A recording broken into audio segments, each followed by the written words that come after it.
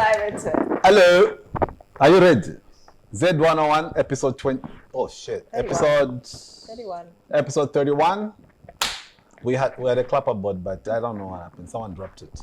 Welcome to the ZED101 PODCAST, where we discuss all things Zambia. And as you know, I'm looking at you. I'm not alone. My name is Chanda. I'm with my friend, the ever lovely, incomparable Tanya Fuchs. What's up? No malama today. Hell no. Na mumpata lero. Yeah. Now turn on to Black Label. I mean, why would I be? You know, body shortage. Don't feel it. Sharing is caring. It's like the petrol shortage. There's also a Black Label shortage. Oh, good Lord. Okay. Today let's not get into it. Let me find out how your week was. Week was good. Yesterday was a mix and mingle event. The real estate mix and mingle event. I was hosting. It was good. Very little practice, but you know me. It looked kind of like everyone was like, "Is she gonna build a house?" They were concentrating. They were looking at you like this. They were concentrating. What the heck's going on? Nobody understand Nama block. This is how you do proper houses for people to buy out there. So it went good. Yeah, it was good. And the rest of the week? Work, busy. Been a busy week. You had an encounter with the law in a very nice way. Please. Emotions. Trying to get fingerprints in this country. For what? What do you need fingerprints for? Anyway, had to go get my fingerprints at Woodlands Police Station. And then, God, what happened? 3 hours of my day just to do fingerprints. What a waste of life. Yes, madam. What's your name? I can fill a form out myself. Why do you need to fill out It's a form police for me? form. No, you need to now go to Lewanika More to pay. Anyway, let's go. That pissed me off. That's another story. Again. Is that your phone? Yes, it was Mickey. your iPhone. Blame Muma. Shimia, you have a battery. Blame Muma. Now pick up an airplane. Anyways, have you done it?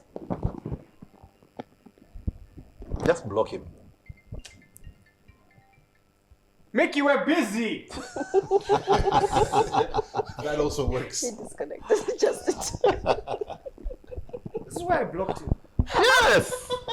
No, because why? I told you, He block always him. calls at the wrong times, man. Like I'm taking a shower, he calls.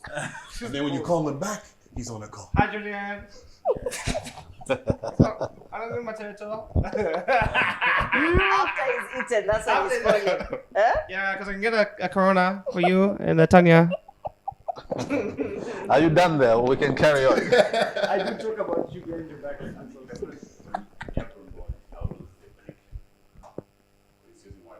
Don't just put it disturb. on silent.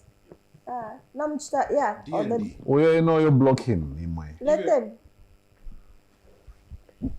D&D. This is how a podcast goes, just like this. Nachilanda from beginning. Silencio. He says sorry. He must have heard you. You should have.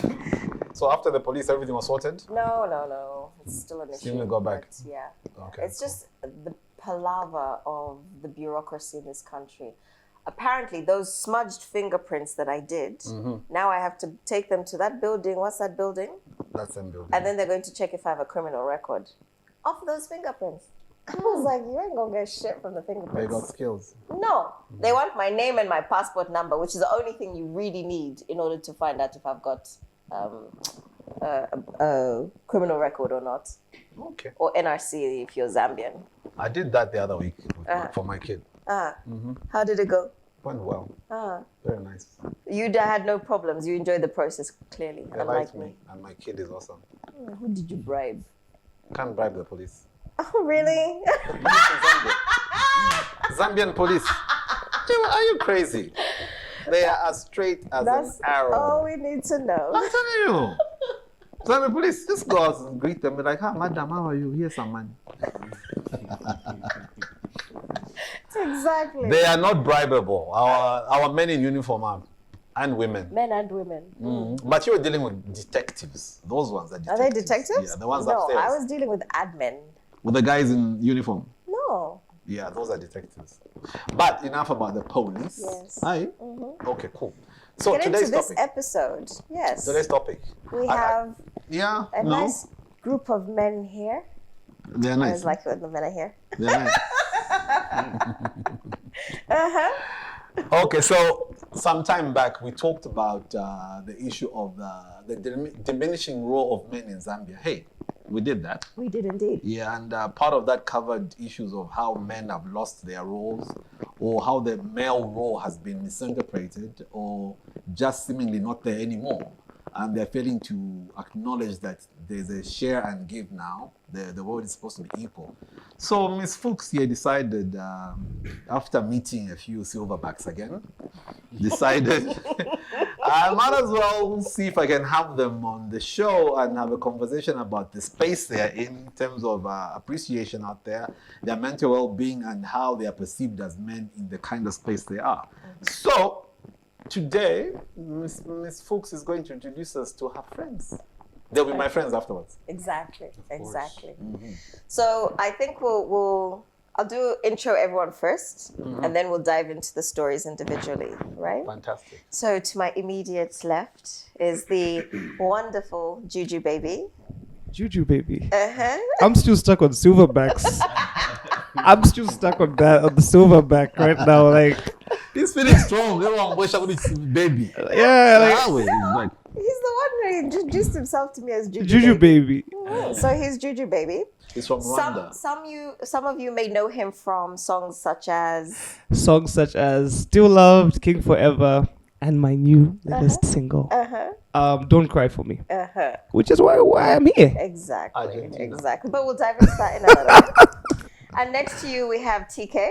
Yes. How are you, TK? We've just met. I'm good. The only thing, we don't have a lot in common other than scammers right now. Exactly. So Yeah. we'll dive into connections a little bit later with you. Yes. And then next to you is Ziki. Yes. And Ziki and I met a little while ago. Food market. Yes. Food And market. other With places. Juju, baby. With Juju baby. You were People are hungry? actually gonna think I'm Juju baby. Guys, I'm Julian Roberts. I'm Julian Roberts. Find that song still loved. I can't find Juju baby. Julian Roberts is my name. Just 3 Y's. Yes. So I think with Ziki we've kept in touch, but I watch people's WhatsApps, and you were posting some interesting things that caught my eye. Always interesting. Yes, yeah. Whether it's the gardening stuff as well that you do, but it was in particular this band of brothers that you posted, and so that caught my attention. Based on the conversation that we'd previously had, which was around Zambian men feeling lost. So I'll come back to you guys, but I wanted to touch with you first, Julian. So the point of this conversation is around the mental health that young men of Zambia are going through and experiencing. And it's not just young men. We're just going to focus on young men for the sake of this, because you are young men.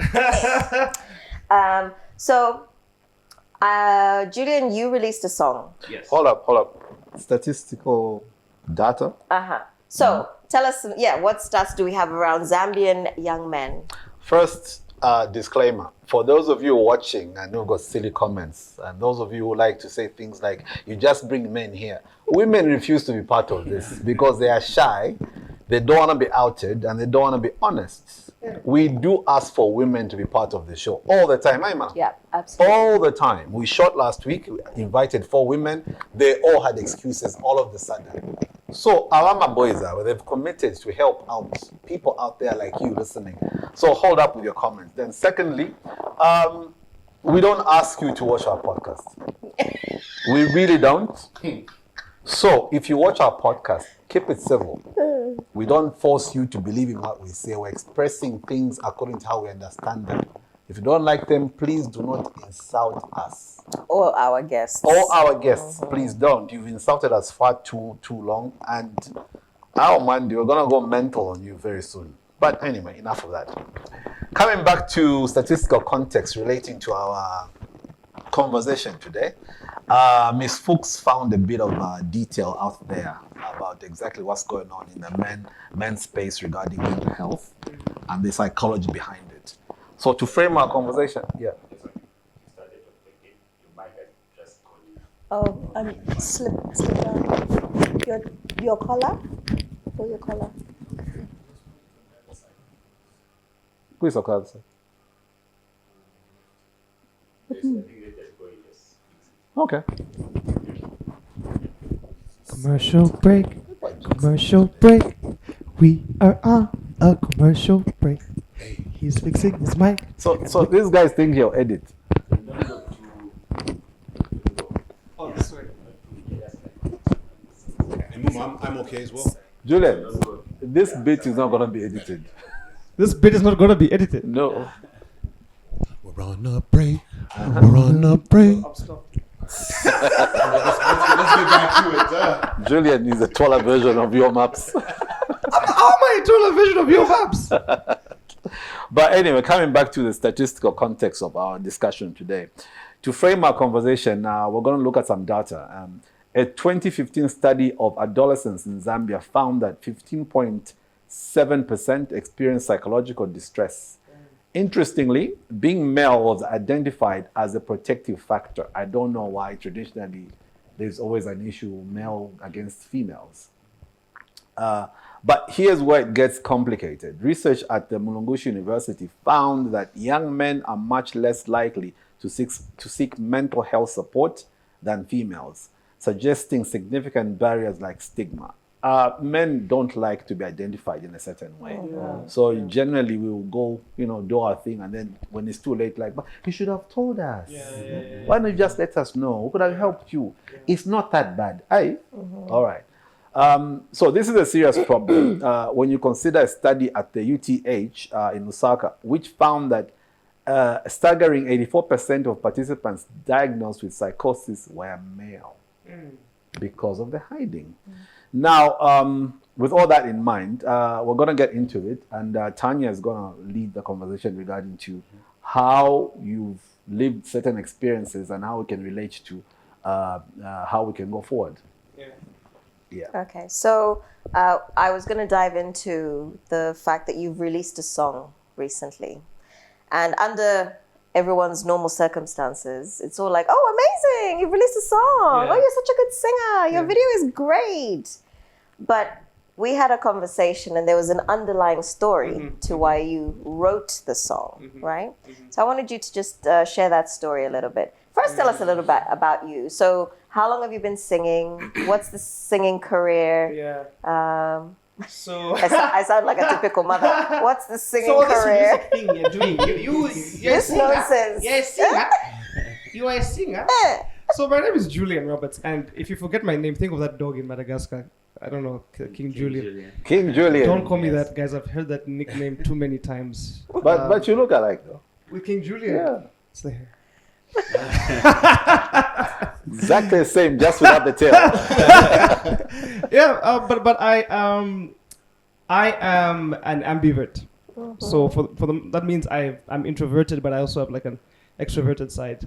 So most of my childhood, I was hella introverted, like zero ability to talk to girls. I was the worst, huge look over. Don't look at my pictures. But I joined the music scene in 2017 as literally just backing up people. I loved writing and expressing myself through songwriting and singing. But because of my introverted side, I thought I'm never gonna be on a stage or a platform or anything. So my music it's Christian music, right? And yes, gospel Christian, what's the difference? I don't know, just go listen to the songs. But yeah, that's a little bit about me. I love pizza. And so that's how you got into the singing thing. Yeah. But you dive into it and out of it, don't you? I do. Yeah. I So what made you not pursue it as a career? So I would say I am pursuing it as a career, but it's just been one of those that hasn't been fed consistently, if that makes sense. I think 2017, 18, 19 was hella consistent. But then again, I think that comes with growing up as well and having certain pressures now come up, like, oh my goodness, now I need this amount of money. You know what I mean? I'm like, okay, cool. This is a seasonal And income. there was a girlfriend as well, okay? There's always a girlfriend. Oh Yes. The budget needs to live on. Yo. Yeah. Yeah. You can't promise her songs every day, unfortunately. Imagine, you No, mentioned baby the girl, don't girlfriend, worry. even his accent got distorted. Yeah. Hey, Now think about it: anniversary song, birthday song, Valentine's song. Yo, like take me Girlfriend's One Million Day. at least. You know what I mean? take me back song. I'm sorry, baby song. I'm sorry, baby song. Baby, it wasn't me. What was the song that It wasn't me. It wasn't me. But okay, I'm not gonna talk too much, but pretty much, yeah. That's how the whole journey began. Yeah. So I have known you not as a singer. Yeah, Right. yeah. So we work at Africa Works together. Yes. I was introduced. Was it Chizzy? Chizo introduced us. Chinyanta. And so I've got to know you from there. We've done a little bit of work together. So Yeah, I know you on yeah. a work front. Yeah. But I know that you were singing, and I was like, yeah, whatever. And then last week, Yeah. you released the song and then released the video. And so what was the story behind the song? This is an interesting story. So again, music on and off, right? Especially with over the past year, and there's this very good friend of mine called Josh. So he's also on the song, Josh the artist, and you're friends from a very, very long time. Met at church, done a whole bunch of music stuff together. But this particular time, this was, I'd say, a year and a half. I ended up going to the studio, not because I wanted to sing or anything, but because I wanted to clear my mind and just be with a friend who can I just wanted to be with someone. I was going through a bit of depression at the time, and I didn't know it was depression. I just thought I was like not having it, you know? And that's the thing, like I just didn't know what was up. I was just like, I'm losing interest in stuff. I don't have energy in stuff. Why am I feeling anxious? You know, all this kind of stuff going on. And I couldn't put a pin on it, but I just said, I'm off and I need to go see a friend of mine. So I went to see Josh. And I didn't expect much to happen. He's there, he's working and whatnot. And then I think my depression kind of like just started to bug him. He just stopped working. I was like, okay, what's up, Exe? You know? And then I kind of like opened up. I told him, brah, this is what's happening. This is my family situation, financial situation. This is what I'm going through. And then I thought this is a venting session for me. But then he opened up and told me a whole bunch of stuff. You know, he's recently married, and he told me all these different things and challenges. But at the end of that conversation, that 45 to an hour conversation, it was so shocking because he was like, bruh, we see each other on a regular. I never knew this about you. I never knew that about your mom. You know, and it's like, we chat every day, even with the deep conversations. It's deep with restrictions. It's like entering someone's house, but you never go to the basement. Yes. You know what I mean? I can take you deep into the house, but not into the basement. So it's like, that was a basement kind of conversation we had. So him and I ended up like just writing verses about our personal lives. And we never released the song. It was like a therapy kind of session. Like, bro, let's just do what we do best. We never released it. And only this year we deemed it fit to put it out there because we realized everyone's going through nonsense. And it's the same kind of thing. And it's the song is for everyone, male and female, but we are targeting the male audience to show them that, look, guys, it gets real, man. And in my conclusion, because I like to talk a lot, that's about me. We shot the video and invited certain influencers and public figures. So Mag 44 is in the video. That was intentional, also, and we made sure to brand the song as it is a Christian gospel song. But where's the praise? Where's the what? Why is Mag 44 in the video? We want to show people that it doesn't matter what faith you're of, what standing you have in society. People are going through stuff, And the name of the song was "Don't Cry for Me." That's how it came about. Okay, thank you. And I do know you I've got to know you. And what I know about you is you always have a smile on your face. Yeah. But the words that come out of your mouth don't always need to be the positive. Because you'll be like, I'm really depressed, Tanya. And I'm like, there's a smile, but the words, right? Humor. So it's how you manage your emotional states, right? Yeah. You're happy to share, but you think that everyone must still see you as bright and bubbly Julian. So I just want to pick that up as in terms of like how you manage your apparent depression or your cognitive negativity that you tend to go through. You still do it with a smile on your face. I'm still smiling now. Yeah. But I think with the song as well, I think one thing that you said to me was, I'm surprised it's been like so well received, you know? Yeah. And you were unsure as to why it was having an impact. Yeah. What do you think now from the last time we chatted? Why do you think it's having an impact? The relatability. Which part? I think, so, can I recite like just a bit of the verses? Sing for us. Go for it. So it goes like, too many times I fall down. I really don't know how. I bounce back like a rebound. I've got to keep it moving, but I really don't know how. This pressure is pulling me down. I'm losing direction. Which way do I go now? Lost sheep trying to be found. I'm really tired of hiding the struggle that I'm fighting. And then it goes on to say, I pray to God when nobody will listen. What's the lyrics? Pray to God when nobody will listen. I tell him every kind of confession. I'm not perfect, no. But yeah, I know. Sometimes I fall, hit my head against the wall. Lift me up and pray for me. But don't you cry for me. Anyway, so that's just that verse alone for a song that was meant to be pushed out. And yes, the Christian audience is obviously going to grasp onto a gospel song. But I think the fact that they received that instead of a typical, it's going to be okay. It is going to be okay. But let's address the issues first. So that I think that's one thing that really grasped the people. Amazing. Yeah. Excellent. How were the vocals? Was that Very good, actually. I was like, was good. I was going to sing as well, but then I was like, next time. the hangovers even managed to subside. Yeah.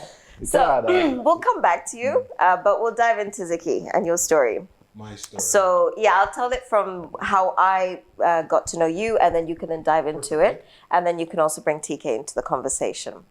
So you were posting a few things around. It's called the Band of Brothers. Band of Brothers. So I'm watching your WhatsApps, and I'm like, what is this?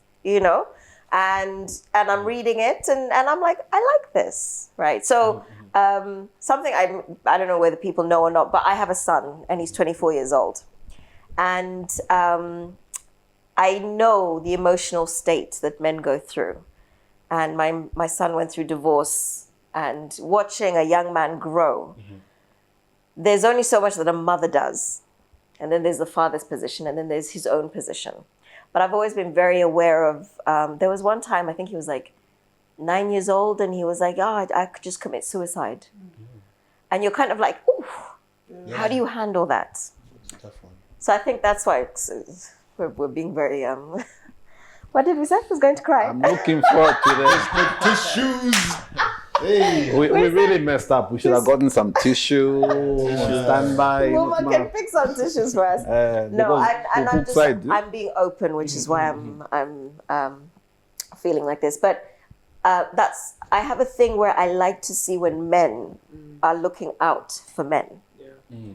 And that's what I got from what you were doing. Yes. So I'm not a man, so I couldn't relate, but I want to be able to support the things that people do that are helping other men. So can you share a little bit about Band of Brothers? What is it? How did you guys get into it? Let's start there. How did it start? How did you get into it? So Band of Brothers, there's a particular gentleman named Alfred. He started the group 2013. 2022 is when the WhatsApp group was formalized.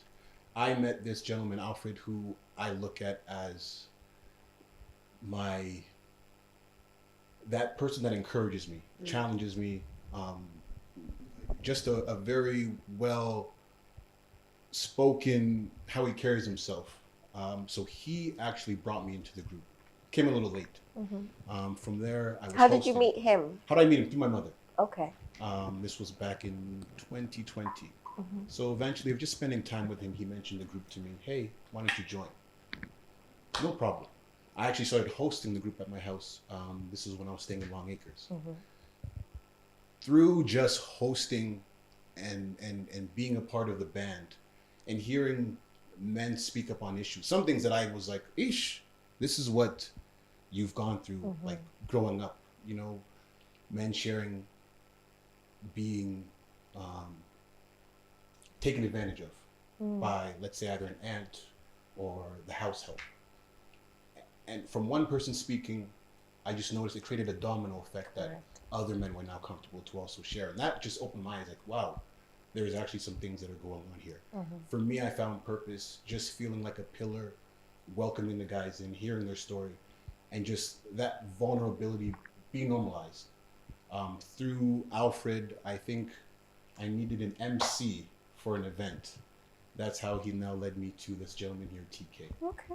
Through that, TK came, did the work, and that's how now we had each other's number, and then we would see each other during the physical meetings, hearing each other during the weekly calls that we have, and we've grown a relationship from there. And then even just last night, I actually hit up TK about, hey, we have this going on, ZED101, come through, and here we are today. Okay. So, but you said what you did as a result of being invited in, Yes. but why did you feel like you needed to be a part of that group? What were you going through in your life? At first, I didn't think I needed to be part of the group. I kind of just joined, just said, you know, it's a safe space. It's something that But why do you recognize a safe space? Why do I? Recognize a safe space. Most men would just be like, effing shift. Yeah. So, well, I think because I had that trust in the person that brought me in. Also, years back, I also had my own issues that I went through. But I think I was already mentally at a pretty good spot. Being part of the group, as I said, it just gave me purpose to now make these genuine connections with other men and hear their problems, which then also helps me kind of reflect on certain things that I might not have addressed myself. And that's... Go ahead. That is Band of Brothers to me. So you participate a lot more in terms of like the management of the whole thing, right? From when I started to now, it's only increased. Yeah. But what type of people join? How do people get to know about it? So with the group, as you saw, I posted on WhatsApp. That's usually how people hear about the group. I make sure every single week, because I'm also trying to move with intentionality and consistency, you will see me post every Monday and every Thursday. That is how people hear about the group. They reach out, they're interested. And then to get them in the group, they actually come filtered through me. I'll just give them an introduction. This is what it is. It's a safe space. Let me know a bit about yourself so we can also help network amongst the group. They're in the group. It's that easy. So TK, how did you get into it? As in, once you got to meet them, what was it that you felt like, these are my people? This is my band of brothers. Yeah, like Ziki said, I also first met Alfred. And from the conversations, you know, certain things he would say, they would really hit home. And I felt, wow, like there were more of like epiphanies. You realize, oh, actually I'm feeling this way because of A, B, C, D. So that created some curiosity. And then eventually I started attending the meetings. During that time, it came so timely because I had so many things in my life that were going on that I couldn't figure out. I had some situations that, for instance, like I was fearing losing my job at one point. How old were you at this point? It's so funny. It's just last year. So Okay. 30 something. Yeah. Well, that something. Something. We're not gonna, It's yeah, something. but yeah. So work, relationships, family. So I hit a point where I couldn't identify myself. I was like, okay, this is TK, but who is TK? What do I stand for? Who have I been this whole time? You know, because in different settings, I was being labeled different names. You know, in Like one, what? like I'll say maybe in certain circles they'll say, oh, that's TK, the happy guy, the fun guy. In certain people's eyes, I would be, oh, that's TK, the monster. In certain circles, I would be, oh, that's TK, my brother. So I had so many faces, but I couldn't recognize myself. So having met people like Alfred and of course Ziki, I slowly started a journey of self-discovery and of course dealing with every emotional baggage I was carrying during that time. Yeah. So you've brought up the emotional baggage. What are some of the things that you find are shared within the band of brothers? What are the common emotional baggages that young men seem to be carrying? Okay. Either. Yeah, sure. One of my favorite topics. I think we had it about 2 weeks ago. I was the one carrying the conversation. It's about the little boy within you. So each of us have like a little boy within us who has now grown into who we are today. But it's easier said when you just say, oh, I'm a grown man. But part of the things that shape you as a man come from the little boy. And in discovering who the little boy is today, you find certain aspects that have shaped your life are based off, for example, what the little boy is crying out for. I'll give you something maybe more practical. Like for instance, and this is a personal thing, during this journey, I discovered that most of my friendships, especially with male counterparts, were based off a craving of some form of love coming from a male figure. So it had to be, it didn't necessarily come from just, so maybe a backstory. My dad died when I was 13. So from the time my dad died, I only have sisters. So I very grew up, female oriented. yes, very female oriented. I used to do the, but then I had What to was drop that? that off. Yeah. What is that? I did that for him. We're going to edit. Yeah, I had certain traits that were, well, based off the environment I was growing in. Of course, you replicate what you see. Yes. And to a certain point, of course, I went to an all-boys school, so that helped me. But if I come to think of it, I really... How old were you when you went to the school? I went in grade 10, so... It's yeah, fine. I don't want to give away the age. Grade 10 is fine. No. I'm trying to drive at how what- young you were yes. and how you become imprinted with certain things. Grade at 10 certain is typically stages. between 14 and 16. Yeah, Right. somewhere around about there. Yeah. So boarding school helped me because I was interacting with males. Yes. But one thing I didn't have was a male figure to look up to. So what that desire built was a craving to have friendships, like, and you know, that craving would get me to a point where I would do almost anything to have someone that I feel I love close to me. So it would mean setting myself on fire just to see that relationship is there. So long story short, in that journey of discovery, when I met Alfred, I remember I once asked him this question. When I met him, he threw me in two situations like the MC thing. He just threw me and he said, "You're gonna do it." And I'm like, "Oh, okay." He started talking to me every day. I have never had a male figure call me up that much. And so the first thing that came in my mind was, what is he after?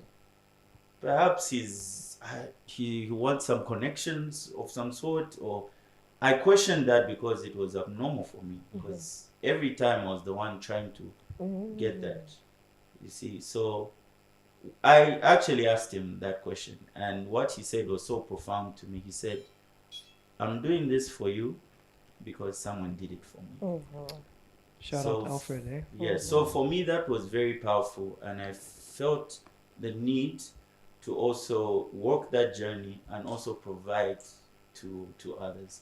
And that's how I've been in the band, and it's really helped me. I really have found purpose, direction, intention, and all these other things that we discuss in our meetings. So those things you find by supporting other men, right? So it's giving you the opportunity to be the leader, an influential figure. Is that right? Yes. Like I said, purpose, because most of the things we do it because there's something attached. But like Alfred has been to me, it had no attachment. But I'm very convinced there's some fulfillment somewhere. So I've also adapted, and I'm trying this, to just to lead a life of impact. Each relation, each interaction, just, give that energy with no expectation. And it really gratifies your soul and gives you some form of purpose. And of course, like the topic we're discussing, I was a man without any direction, identity, or purpose.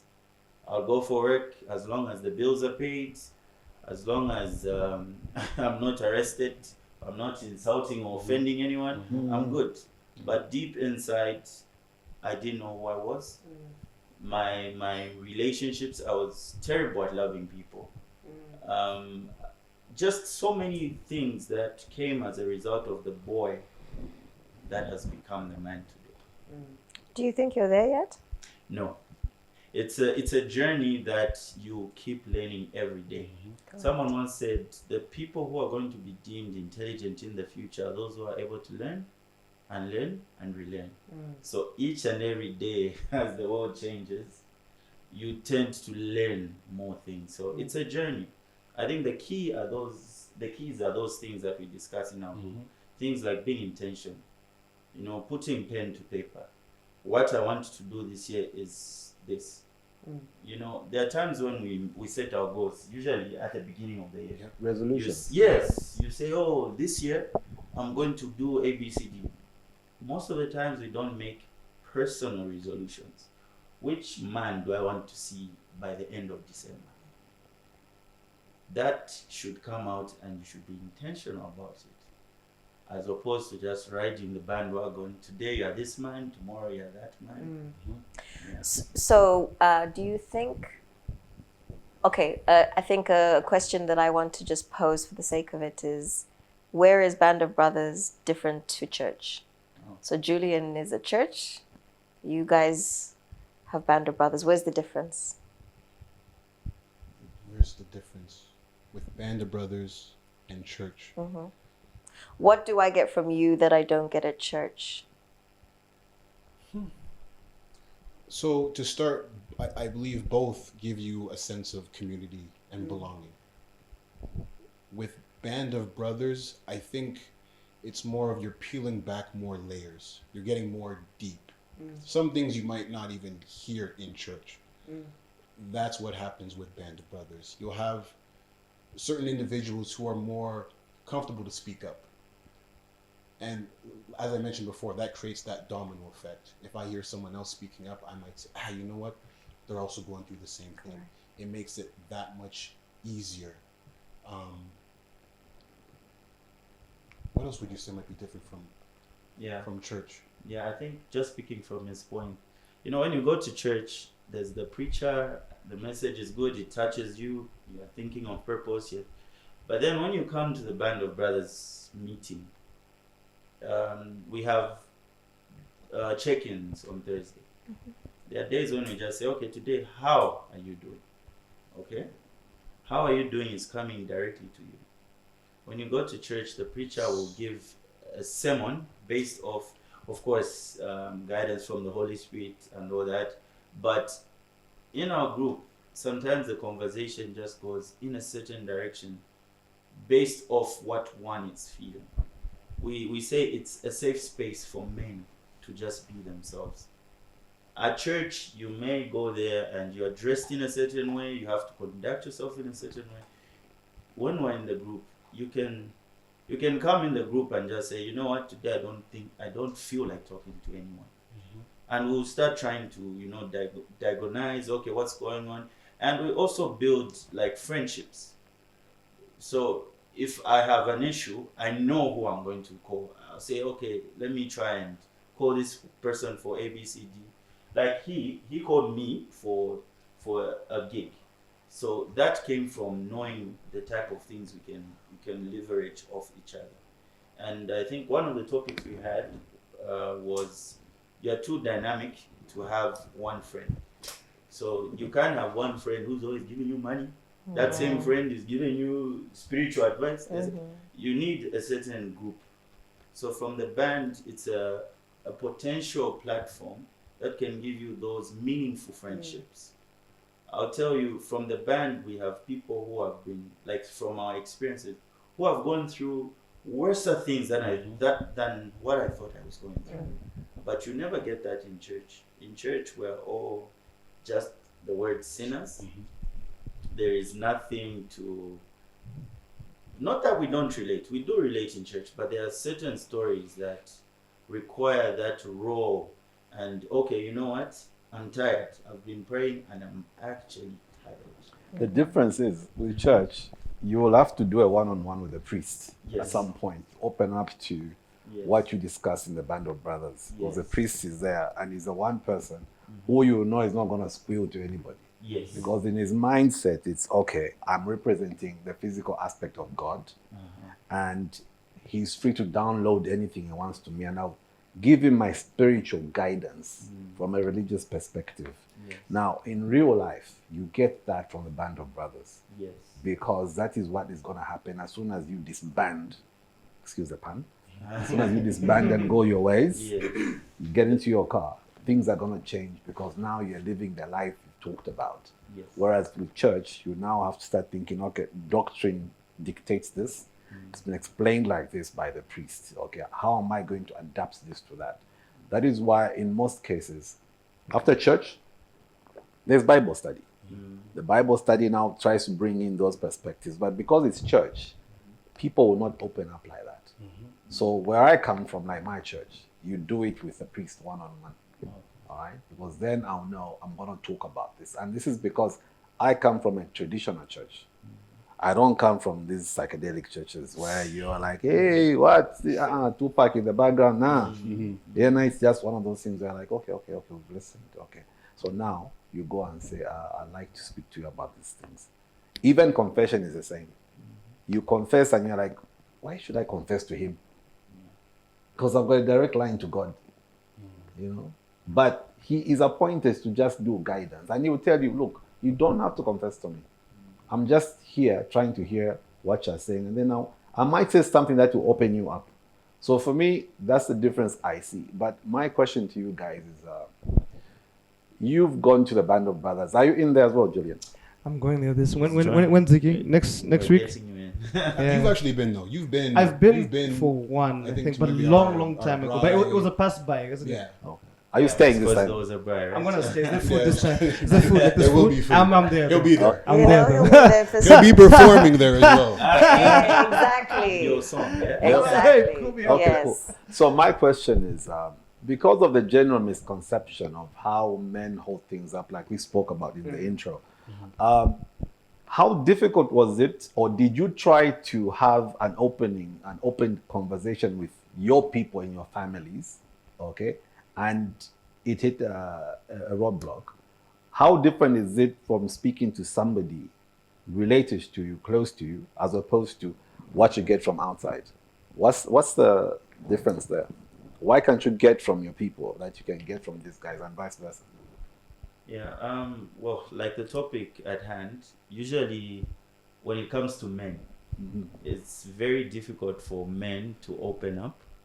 And imagine how difficult it is for you to open up to someone who's known you. I'll give you an example. If, for instance, I've got a certain ailment that I may feel ashamed or embarrassed about.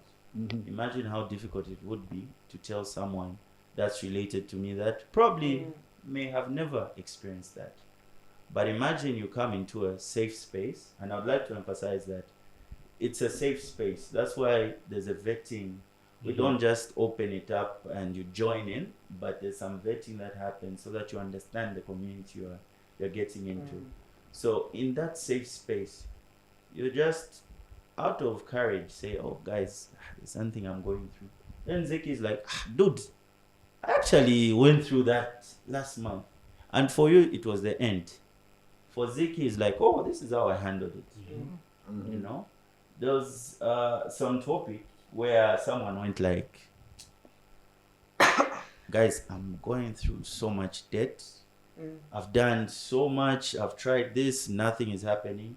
And I'm only expecting like a 20,000. And this is how much I'm owing. Then someone said, 20,000. You know, from that 20,000, if we go and put it here, it will grow you this much. Just that relief of saying it's not the end of the world. So there are more relatable stories with your peers, because the people who may be next to you in your families may not be your peer. But also sometimes the person who is antagonizing, you might have an abusive parent. You can't talk to that parent.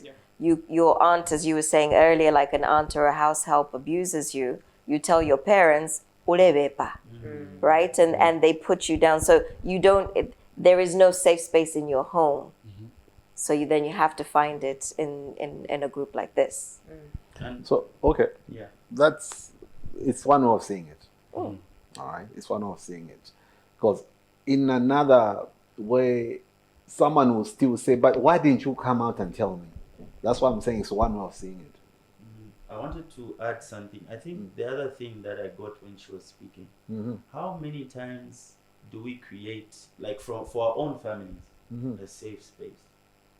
So the difference here is the Band of Brothers is a deliberate set space. But with home, the safe space has to be built when you just say, oh, there's an issue. So even feeling like you can, get that issue off your chest might be difficult because the space is not naturally there. And who are we lying to? Every home has so much issue anyway. Your mom is going through something. Your dad is going through something. They together as a relationship is going through something. Your brothers, you hate your brothers, or the home, it's supposed to be, but it's actually the people that you end up fighting with the most. So you don't end up feeling like these guys are on my side. You end up always defending yourself. True. And I also believe it is a case-by-case basis because there might be scenarios you can be talking to someone in your own household. Yeah. But as you said, Band of Brothers is deliberate. So when you're going there and you're reaching out, you're going to get that needful help. There's times where someone might just share what they're going through, a text in the group. And you'll see how brothers are just there responding and giving them that sense of help, that encouragement that they need. And you can have people in the group that are just silent members who are just there and watching. That might just also touch you, where it's not easy to just always go, as you said, to a mother who might also be having her own issues, or a father who's busy with work, or your siblings. All right. Julian, you were about to say something. Familiarity is a big thing as well. I think there's two words that just came in my head: the familiarity and culture. Familiarity and culture, and those things can get really sticky sometimes. So I thought about this. There's someone that I bumped into last week, and we had a similar conversation, and he told me, again, building on the song, but then he told me, he's like, you know what, Julian, me, if I want help, I go to the bar, because I can find someone, I can talk to the barman, I can open up to him. You know what I mean? And it's there's no expectation in that relationship. There's no judgment. I'll tell you my nonsense, you tell me yours, and we'll go home and forget this ever happened. Or never even meet again. Exactly. So is that like a point of release? That's all. A sharing, and you never know, the other person might actually give you insight that you never would have thought of, because you don't inhabit the same spaces. You would do different things to what you would normally do. Or they speak differently. Like sometimes exactly your mother's pattern when she talks. Yes, I know, because that's what you always say. And that's not what you want to hear. You want to hear the pattern that's going to change your Sometimes you thinking. need another voice. Exactly. And I'll even give an example. I think there were times when I would have issues. When I tell my mom, it even becomes bigger because she's now worried. Now she's saying, "Oh my God, what did I do to have my son?" What did I do And wrong? then now you're like, "Oh my God, It's not why did I you, tell it's my mom?" me. this?" It's not about you. It's about It's a me. big thing, but it's a natural thing. You expect that from your mom. Mothers are quite protective of their sons, more so than their daughters, in my experience. Because they think it's like the male lion that, okay, you take over the pride afterwards. So there's a lot of biasness. You can be a fake ass criminal. Yeah, your mother's son. Oh, Your yeah, mother's yeah, eye. yeah. I disagree. You've done serial I agree. I Oh, you disagree. disowned it. You know, in history, let me finish. In history, we've heard of mothers of serial killers, and they stand by their sons. Yeah. Yeah, protect them, hide them, and do that stuff. But I just want to add to one aspect that you spoke about. In SA, there was a rollout of ARVs, and the uptake by men was less than the other guys.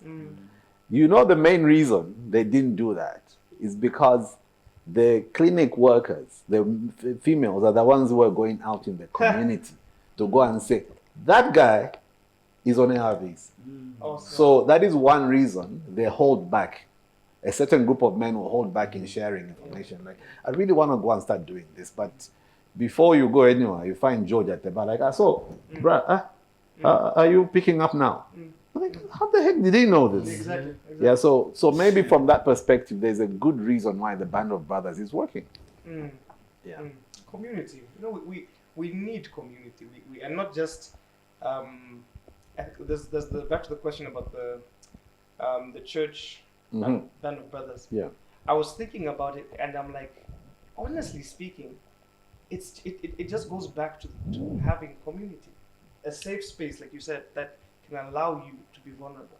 So can we take what you just said? If you need community, does it mean that most men are feeling isolated and alone? Yeah. Trust me. I'll share a little experience. There was a certain Christmas time when I was looking for a Christmas card. And it was, obviously my mom, my daughter, things like that. Trust me, the only cards I was finding were happy birthday, Dad, congratulations. I went to 3 different malls. 3 different malls. So the man sometimes feels he's there, but he's not acknowledged. His presence is only felt when he pays the bills, when he buys you that gift that you wanted. But who is looking at what it took to bring that to the table? Who is looking at how many people has he fought with at work just to come home and provide me with all these things? So those are some of the things that surely show that a man, imagine one man is feeling that alone and a bunch of men are feeling that, then there's no community. I'll tell you one thing that that I found funny. You know, most of us men, you can go to the bar, or just a practical example, the 3 of us here. From here, we can go to the bar. There will be certain things that I'll be telling him, but with some restraint, because there's a perception. Exactly. I don't want to break. Or even, it's funny that it even works with our achievements. You'll find a guy, he's only got 1 order for his business. But because he wants to show the friend that he's doing it, he's making it, he's okay. He'll say, oh no, I've got that order, there's this, trying to hide that fact that, okay, maybe if I say this, I won't even be seen. You see? So he wants to amplify so that the next person can see him. So that's really one major thing that men go through. They are not seen, they are not acknowledged, and now they shrink and die inside. Can I even... Hold on. Yeah.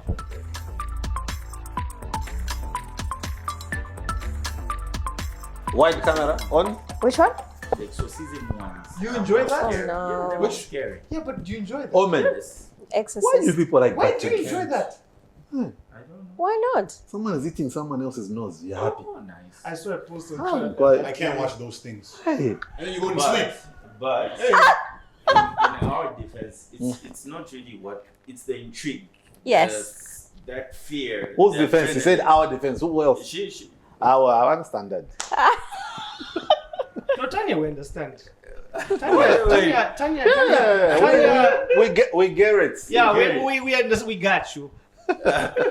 You don't know me. Yeah. I really don't. No. Okay, so where did we end? And is everything recording? Julian was about to jump in with something, but I can't remember what it was.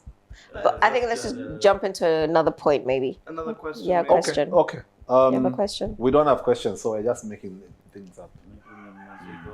So I'm gonna should we go? Okay. So I don't know if you guys have got significant others, and those of you who've got former significant others can reach out now. Can make reference to them. Okay, I don't know how it was going, but do you think from the Zambian perspective, women expect too much? And that is one of the factors that get you closed up.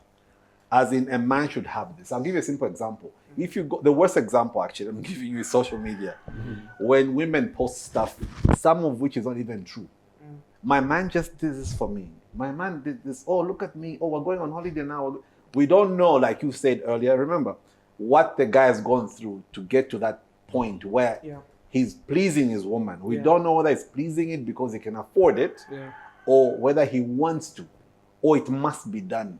It's expected to be done. So from the perspective of having family and significant others, how has this affected your mental well-being? Yeah, I want to jump in on this one. I think one big problem we have in society is we value the function rather than the person when it comes to... As in, you value the relationship, not the No. person. we put that on... What the man can do, not what he's all about. What he's all about. That's become a norm. Okay. Meaning, is he able to provide? Is he able to protect? How's his wisdom? We tend to magnify that and put that first rather than who is this person? What's the... Let's get back to the basics. Values, purpose, and all that kind of stuff. And that's a big driver, because now what's happened is men have taken that, have projected that onto the ladies, and they've done that to us as well. What? Projected what? Their own... You're about to come in my territory. We're about to discuss it's this. on. It's Let's on, go. girl. It's What? on. But do you get what I'm trying to say? No. Yes, what I'm trying to say is, from the ladies' point of view, right? And this is not for all ladies, but majority. Generally, what's going on Generally, in publicly is the expectations. The expectations. What expectations? The expectations What? are that... What does a woman expect? Nah, chill. The expectations are that you, Julian, regardless of what happens, Exactly. how you do it, I don't care. All right? Because this is what I want you to do for me. What you go through to do that, I don't know. Because I also need to post and be on the same level with Tanya. Not knowing Tanya works hard for that. Okay? And she's giving in what she can in order to be on the same level with her man or her husband. Now, what's happening generally is... It's breeding a certain group of guys who are scamming, okay, who are being scammed because they need to please either the family or the significant other. Yeah. So my question was that how is that broadly affecting the mental well-being of the man, and what has happened to you guys in relation to that? Oh, I see what you mean. Ziki, you wanna take a shot at that one? Because I'll give you an example. I know a guy who drives a Toyota Corolla. His wife had to make sure she's driving a Mercedes. The process he went through to get that, I didn't want to know. He was trying to tell me, I said, boy, let me view your wife the way I know her. Like Bamlam, nice. But he was trying to download onto me. And I was like, cool, wait. Is this what you're going through? He says, yes. My wife will not drive anything less than this. So I need to ask some questions based on that, right? No. Wait. Let me also ask. wait. You've made a point. No. Now I would like to ask a question, right? Now you're saying that she is demanding a certain something, and he is fulfilling, right? Now, who is forcing who into that situation? Now, if I demand something and you have to work hard to fulfill it, right? You have put yourself under pressure to fulfill for me. You could quite easily say no to me. You don't have to say yes. Okay, that question was not meant for you. No, for I the know, brothers. but I can hear I get- that the I boys get- I get are... what- I she's know saying. what she's trying to say, and I know she rolled this side, but I'm trying to. Can we relate this to the Yeah, mental so well-being I of get you what guys? you're saying, but I because think- that is what is happening I think- generally. Because what I'm trying to 90%. get to is the pressure is from also- who? you've It's also- yourself who's applied the pressure. I it's want just- to stay with this woman. Okay. No. I need to fulfill this for this woman. If I don't fulfill it, I will lose this woman. Yeah, but generally, how many women in general do not expect those things? Well, I don't. Thank God. So maybe, maybe. Look. She's But- answering my question. No. Yeah. So what I The want point is very is- simple. Yeah. Who? You guys have been affected by these things in general. Yeah, And so- some of it is not even directly to you. It could be your brother, your cousin. How has this affected what we're discussing today? Okay, maybe let me come in this way. I heard your question in the beginning when you said about relations, if we're married and things like that. I'd like to give one perspective, which is even as we get into these relationships or marriage, men are also taught too little. Okay? The general DNA, so to say, or the part of a man is provision. That's what we all know. That's even how you move. You want to provide, you want to protect. But what does provision really mean? So on one end, you don't understand what provision means as a man. On the other end, as a woman, what type of provision do you really need? That is not also understood. So you find a man in a situation where he doesn't know what provision looks like, and the world, including from the woman, is being told this is what provision is. You know what I think? I think women are taught more pre-marriage stuff than men. I would like to Like differ. what? I would like to differ because I think, I always don't shun tradition because there are certain things that I understand them better now, and the times of now have changed. So some things were being done in a certain way because our parents didn't know better, or the orders. That was what was there. Yeah. It's It's evolving. what culturally Yes, was passed but down. now we can't use those methods today. Use the principle, get to the same place, but using a more realistic approach. What Adapting. am I talking about? When the ladies go for their trainings, usually Trainings are you talking You about? wanna- the these are same things, the Well, preparations. because you're assuming that there's a lot that's done. It's really not a lot. So Have you been to training? Yes. So why are you okay. saying your people didn't Because teach you well? it's Can not she- a lot. Okay. No, So they're where are these limited. trainings You're happening? acting like there's so much. Hey, I'm also you- wondering Is you- that like where a the boot training camp? is. I'm missing you out on tell you. me Like, position where's the where boot it did camp? not work. Yes. What is this you're teaching me? Can we elaborate on the training? Yeah, okay, let me When put did context you have the to it. yes? Let me put context to it. When a lady is about to get married, there's what they call banachimbusa, and they prepare her and teach her those things she's supposed to do, how How to be a good wife. how to be a good wife. Yes. Okay, the goal How to there, keep a home, eh? yes, the goal there is to Or a man happy. yeah. The goal there is to tell her the goal is how you're supposed to carry yourself as a lady in order for you to contribute towards the success of the marriage. How it's done, the same things were taught there and then. I'll give you an example. I don't think a woman is told, okay, you're getting married to this 24-year-old. Do you know that in the next 3 years, his goals, his expectations may shift? The things he likes? Or do you know there's a possibility that you're married to a man who doesn't even know himself? What then happens when he starts unveiling or discovering those parts? Do we have these honest conversations where someone knows, oh, you know what? Sometimes he's going to be this way, but it does get better because he's growing into the role. You know, those things. We're just told, okay, do this, do that. You see what I mean? And then even for the guy, like I said, we're taught too little. First of all, we do not even know who we are. How how successful a relationship be if the one who's you're going into someone's space when you don't even know who you are? What happens when things that are supposed to be within your control, but because you don't know, happen? You find out divorce cases just because of aspects that would have been controlled if there was that awareness.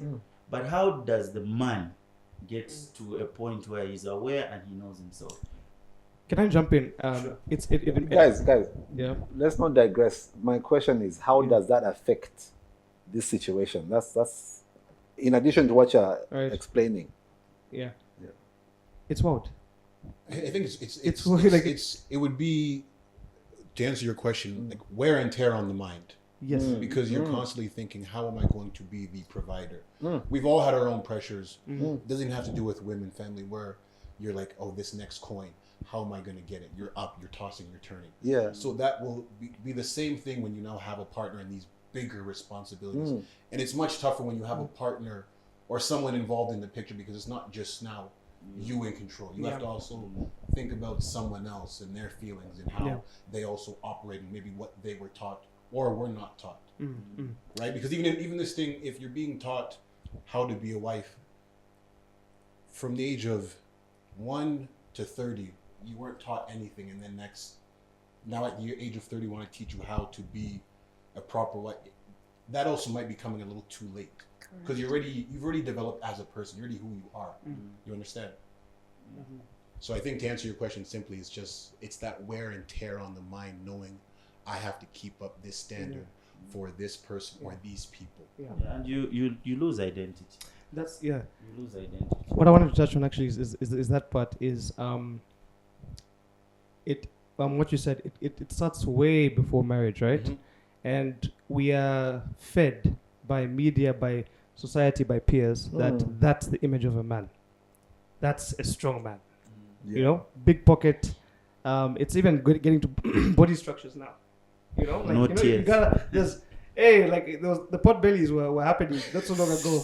You know, were they? Oh yes, pot bellies. I think it related to the amount of money in the pocket. Six packs were out. Of course, because there was an assumption. Six-packers have no money. There was an assumption. Before They're too busy making a six-pack. Yeah. Not 6 figures. But I think if I'm driving it home, so for myself, right? Here I am growing up. Let's go to early 20s. I'm in university, and I'm still shaping my identity and who I want to be, and I'm learning all these kinds of things, right? But I've met several girls. I've never been in a relationship with them, but let's say we've gone on dates. You can genuinely tell this girl is not materialistic. To an extent, maybe, but you can genuinely tell she's good. She's comfortable. She's comfortable with me. But it's not her issue. It's the damage on my issue. So there've been countless times whereby I've been on certain dates, especially in my early 20s, when for some reason, because of what's been implanted in me through conversations with peers and I say you need to have you're talking about earlier on about what did you say? Anyway, there's a certain image you have to have. The business thing, right? When you're with your boy and all of a sudden you're like, let me show you my close friend that I've got. That stems all the way down, you know, to teenagehood, to what we see when we grow up. And it's a grooming part. Yes, there's the grooming aspect of things. So for me, I found myself having to want to flex when there was no demand for it even. You understand? That's the effect it has. That's one of the effects. But that's to boys, not to girls. Oh no, I'm speaking. You're flexing to girls, or you're flexing to boys? Both even. But that's what I'm saying. So there's a difference in how you flex to men and how you flex to women. Definitely. And that question was, the friend is flexing to women. In relation to the other side, how does it affect you? That's yes. I see. Because like you're saying, you found a partner, a friend who was not even demanding anything. No. But for some reason, it's the self-imposed pressure to I can't take her to go get a big bite one. I take a big bite too. Can't have like a 20 kwacha in my pocket. You know that? Do you know a big bite? No. It's a hungry lion meal. It's a hungry lion meal, huh? It's Hungry Lion. Yeah. It's Hungry Lion, Tanya. You said I can't take her for Big Bite 1, but Big Bite Yeah. 2? Yeah, bro. Like So one two is piece bigger. chicken. Two is there. Like two The pieces. same place. 2 pieces of chicken, bro. I was like 20 man. something, you know. But like if I'm driving home, so that those are the kind of pressures that we face, and it's a good question to ask. Where does this start from? But then it goes back to identity. Again, just because you get married and put a ring on your finger, you're still the same person. You've just got a ring on your finger.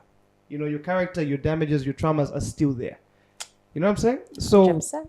pretty much identity. Miles Monroe once said, where purpose is unknown, abuse is inevitable. If you don't know the purpose of something, you abuse it. If I give you a fork and you know its design was Yeah. specifically for spaghetti or whatever, and you go and start digging a hole, Yep. you're breaking it. Yep. A lot of men, and I'm speaking particularly for men, is we've got our purpose messed up. We are pursuing funds, income, and prioritizing that rather than who are we? What do I like? What don't I like? What are my traumas? What's my situation? My parents divorced. I can't compare myself to TK here. You know, his parents were all together, so his traumas are different from mine. So we need to get to a point as men in society whereby we dissect ourselves and date ourselves before we can actually go out and put ourselves out there. Because then what ends up happening is we get busy trying to look the part of this image, but we're not impactful. We're not being the folk. We're not being the unique utensil we were created to Genuine be. folk, yes. She wanted to come in. You wanted to. At what point the conversation has gone in so many? I can interrupt every single time, but our comment people told us that I interrupt too much, so I've been holding my tongue. I've just been seeing her like facial expressions Yeah. each time I talk. I'm so scared. No, because like Is she with me? No, Is she like, against me? yeah. I'm like, Because fine. if you notice, like I'm switching It's a up, touchy one. Yeah. I'm talking about like Yeah. purpose because I'm looking. She's like, There was a first. Can you let him finish? Let the guest finish. That's why. and then like when I switch to purpose, she's like, Okay, correct. okay. You're on the right You're track. back on track. Carry on. But I think just to add on to the response to your question, you find men in unhealthy relationships because their perception about a healthy relationship is provision.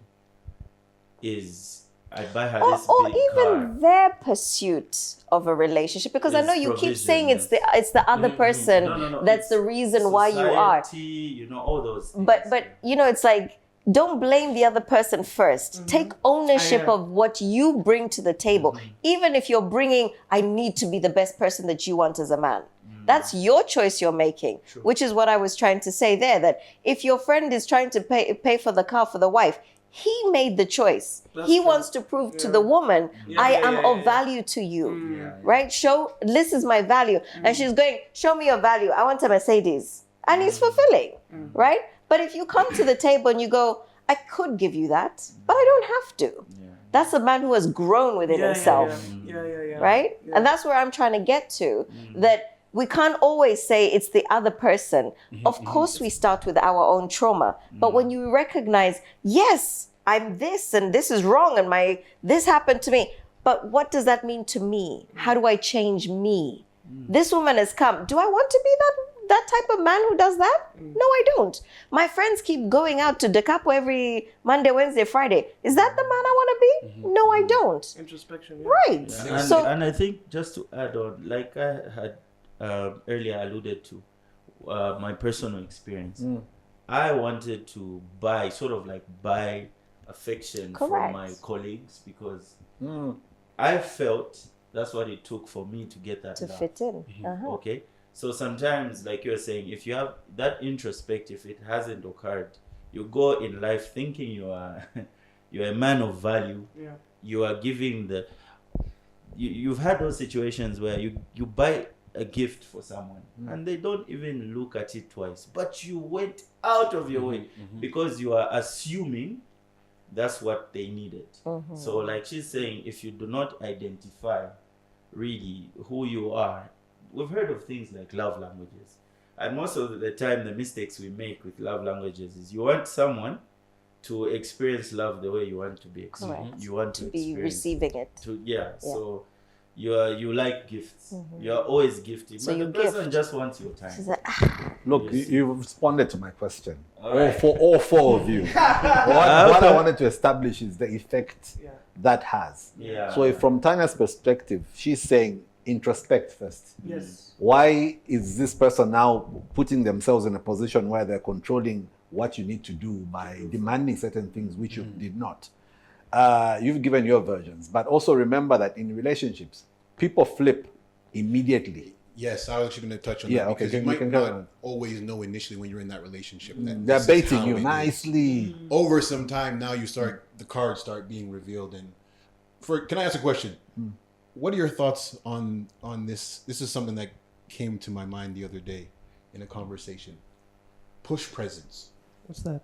I like that. Push presents. What's So a woman has a child, and from that you are to. she's rewarded with a gift for the child that she carried for 9 months. And those gifts the gifts that I've heard. There's a handbag. Well, I've heard bigger gifts than that. A What? vehicle. Do you know how much my handbags are? $120,000.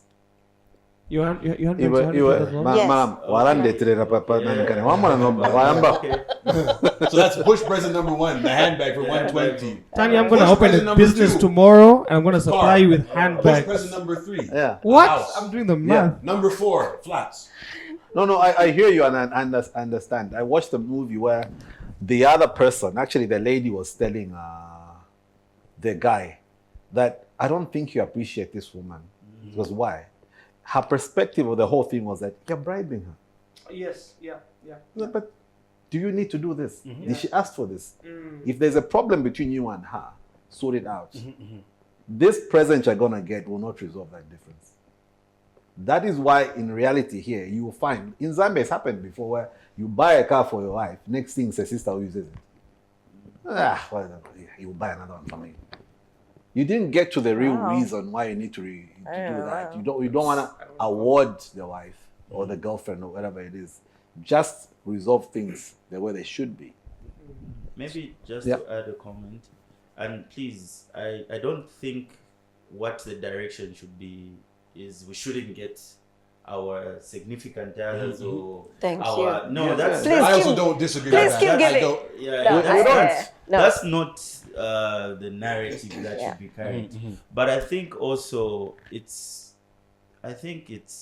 more to do with the intent and how it lands. I don't know if that makes sense. 100%. Yeah. And how it's You- received. And how it's received. Yes. I think half of the time, and it also brings another conversation, you do not know the person you're with or you're dating. So because you don't know, you want to go and Out of your way. but that doesn't really carry that impact. I've heard women who just say, I just wanted your time. Yes. I just wanted you to just say, okay, where are you? Are you fine? Are you good? Just, you know what I mean? So understanding the partner you have is also a significant thing that helps in you not going out of your way and doing all these things that we're seeing on social media and stuff like that. But also, it's a double thing as well. You know, sometimes, I'll give an example. I used to get cake for my birthday. I'm not a sweet tooth, okay, but I was accepting it because I had to give them grace because I was looking at their effort. At some point when it was safe, the space was safe enough. I said, you know what? I don't want cake. I really don't like cake. Please don't get me cake. I can have a bite or two, but you are the ones who end up eating. You see, It's not for me. I It's for you. communicated that. So even in situations sometimes where a man goes out of his way, like I said, that whole being seen, see him. It's okay to say, you know what, you went out of your way. I appreciate you. This has really impacted me. And then get to those conversations. Say, you know, you don't have to go broke just to please me. I know you're a provider. I know you all those things help, to have the right healthy kind of relationship. Because like you said, it broods unhealthy relationships with unrealistic expectations. Can I jump in quickly? So like there's a story that I have last week. A very good friend of mine. So we're hanging out, and very good friend of mine. Like I know this guy, and he just came out of a relationship, right? And they were a very good couple. From the outside, I was like, oh, this is a very good couple. But obviously, yes, things happened, and they broke up, and they broke up like late last year. But then he came up to me and was like, bro, with his phone, he's like, have you heard of love bombing before? And then I'm like, yeah, I have. Why? And he's like, Exe. This guy, let me tell you, is hella smart, hella good at business. Probably one of the best intellectual businessmen. That's a friend of mine. And one thing that's funny is he would spend so much time being prolific in all these areas, but with the area of like emotional intelligence, it was lacked. So he was pouring into every jar, but as men, we prioritize what we pour our energy into. It's the same things. Let's be honest. It's money, it's how we look, and it's how we living a legacy chap. It's for the most part, with the occasional nonsensical stories about, soccer or girls, whatever. Those have to be there, mandatory. We need to talk about nonsense. Speak for yourself. We need to talk about nonsense, Ziki. Those are your traumas. Carry on. Carry on. That's all you. I'm not gonna expose That's all you, guys. Juju. I'm not gonna expose you guys. But anyway, so this guy comes up to his phone, like, yo, check this out, love bombing, and he makes me read this whole thing, and it said, love bombing pretty much is you, piling all these quote unquote love languages or gifts. Any form of affection. Any form of affection. A gift, words, hugging. Yeah. Do you want this? Can I cook for you? Yes. Like excessive anything. With no heart attached to No, it. it does have heart. But yes, Karen. For the most part, yeah. But in most cases, it's manipulative. Yes, it's manipulative. Yeah. It's me saying I've got all this stuff I'm dealing with. Yeah. No. It's that didn't work. Or have a little bit more. Or that didn't work. What about this? Where you add on top of. Bradbury. So Same. it's kind of yes. Yeah. It's in a like sense. and then it's is it a Toyota or is it a Mercedes? You got me a Vitz. I don't think so. Okay, the next level then. And it has to get to that next where the woman then becomes overwhelmed. And do they reach a level where like I can't refuse or dump this guy because he's just That's another story. Yeah. But in terms of the love bombing, it's what the person is doing for you. I get it. So his biggest thing, where I'm going with this whole story, is he ended up saying, bro, it says here, because it was a whole write-up, and it describes what it is, but then it describes the type of person that usually does that. And it says this kind of person usually has attachment issues, has some abandonment issues, there's craving for love and affection. And he read it. And when I read it with him, it was so crazy. I was like, that's you, bruh. That's you, bruh. And then I'm so proud of him. He took it a step further. He actually texted his ex-girlfriend, and sent her the screenshot and said, was this me? She said, yes. Wow. And then he said, I'm so sorry. Yeah. And she said, I love you. And just to finish off the love bombing, once you've got the thing that you were trying to get from the person, you then walk away from them. And that's the key part of it. It's not just about giving. It's once you've given, that thing has been received, and then you go, oh, I got what I wanted, and then you walk away. And you'll disappear for a period of time, and then you come back again. So is it because of the lack of emotional investment in that you use that other method of getting what you want? And it's easier to walk away because you've achieved what you wanted and there's no emotional attachment. It's very deep, though, Yeah, Chanda. it I is. mean, look, if let's say it's a derivative of if you were an abandoned person as a child, you didn't get affection, your parents were never there. Not like nasty things. It's not like you were beaten or anything like. They just were never available emotionally for you. So you have to seek your emotional attachment from somewhere. But you're also someone who's used to no emotion. So the whole concept of bombing, it's because I want your validation. Once you validate, I can stop the bombing. So you walk away from it because that's actually the space you're used to. Yeah. You're not used to the bombing, you're used to the walking away. So are they back together? They're not. They're not. However, one thing I appreciate with that interaction is the amount of maturity that they had to have that conversation. More so with him to go back and say, look, was this me? And she said yes. But she said something very deep after that. She said, I loved you. It's just that I couldn't communicate certain things to you about yourself and how I was feeling because you were so in your head with this is how it should be. This is how it should be. You're my girlfriend. We have to take you this. Because he painted a picture of what a relationship should look like. And because of that, he's like, once she came along, he dragged her into that space and said, you need to be this kind of person because this is what love looks like. But do you remember, that's actually what Will Smith said as well with him and Jada Pinkett, right? What did you say? He was like, I got you all these things and you didn't want them. And she was like, you got this big house and I didn't even want it. Yeah. And he was trying to portray an image because he had had this huge success. And so the relationship also had to have this huge success attached to it. And she was like, but that's not what I wanted. It's what you were trying to put across. Yeah. I just think that even when it comes to relationships, yes, again, since we're zeroing in on the man here, is life is so broad, right? There's so many sectors to what a wholesome life looks like. But I just feel as men, with that jar that we're given every day of energy, pour into every section. There's a man called Dr. Henry Cloud, and he's amazing. Go check him out. But he deals with this kind of stuff, heart issues and stuff like that. And he said there's usually 6 or 7 segments that makes a whole life whole. There's family. There's anyway, I don't want to lie, but it pretty much from the top of my head is it's not just the career.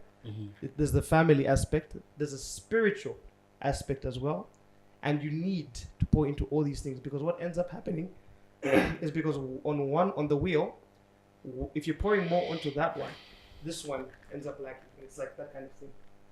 You pour into your career, your family tends to get that bit of a shake. That balance. I think even touching on your story there with your friend there, I think one of the important things which we also usually highlight in Band of Brothers is acknowledging whatever is eating up at you. That's the first step. So even this month, August, we're talking about resetting. So in resetting, you need to acknowledge, and sometimes it's going back to your past, having those tough conversations with an ex, for example. Because even in those conversations, I also went through it. The love bombing? Not the love Please bomb. do Tissue. share. Please do Tissue. share. Tissue. Bruh, go on. Tell us. Now you guys are gonna make me feel emotional by this. Tell us. You're hyping me up to just bring the tears. Are you gonna cry? Tika is there for the hug, don't worry. So sometimes you do need to go back to those past issues. It goes back to dealing with the boy. So as you mentioned, your friend went back from a relationship from last year, spoke to his partner, and got to kind of peel the layers and delve into what was wrong. And even maybe hearing those words of "I loved you" or whatever they shared might also help him with healing. For me, I'm a believer that, and I tell people this all the time: vent, find someone to speak to. It will help just get something off of your chest. Versus walking through life with a fist like so, you're just having anger. So I will share my own personal. We want to hear it. I had someone that chipped an armor on my heart. And as I said, I believe in venting and sharing whatever it is that's eating at you. I think it helps. It might not fully heal you, but I think it helps. So there's a thing that I do in my phone, in my notes. There's called the 24-hour rule. So you might have an emotion towards someone. Instead of reacting right then and there, give yourself 24 hours to digress, calm down, such. The Bible says, "Do not be quick to anger." So Isn't it? in this note that I have in my phone, if I have any sort of tension or an issue with someone, the first thing I'll do is I will go to that note, type out those words, I'll let it sit. I'll go back to it the next day. Okay, you know what? Let me change the tone. Let me maybe shorten it so that they can also grasp what I'm saying. Because sometimes it's not about what you say; it's how you say it. Correct. That's an important thing in communication, because not everyone is going to receive what The you way say, you the way you send. think. Yeah. So I use this note to share words that I should have shared with this person. 5, 6, 7 months went by where we now reconnected, and I now got to share what I held in my phone. And even just in that conversation, I got to also see maybe where I went wrong and where I played a part in things not working out. So again, like I said, going back, acknowledging what you're going through is the first step and one of the most important. Having someone to vent to, because most of the time, what do? It's Friday, let me call my guys, I'm going to the bar. I'm going to drink, Mask. I'm going to wake up hungover, and you're going to feel terrible, and those feelings are still going to be there. And broke. And the pocket, hey! And broke. So, I'm just saying. so it's important, yes, acknowledge, vent, and get things off of your chest, because there's other ways to release than going to the bar and drugs and whatever other vices you may have. The vices are masks, right? Yes. They're just yet another mask that you use, and you move from one masking to another. And we all hold emotions in different ways. And you made a really good point, which people don't realize. It's not about solving a problem. It's about being aware a problem exists. And you choose, like, if just to lighten the mood, if I took your scammer story, right? My awareness of you scamming me, if you scammed me and I wasn't aware, then I will forever be like, that bastard, he scammed me. It was him, it wasn't me. But awareness is, how am I going to deal with this scammer?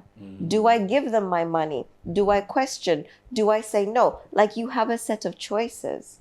And the decisions that you make, power is in our decision, right? And what tends to happen with these things we're masking is because they weren't our decisions. These childhood traumas were never our decisions.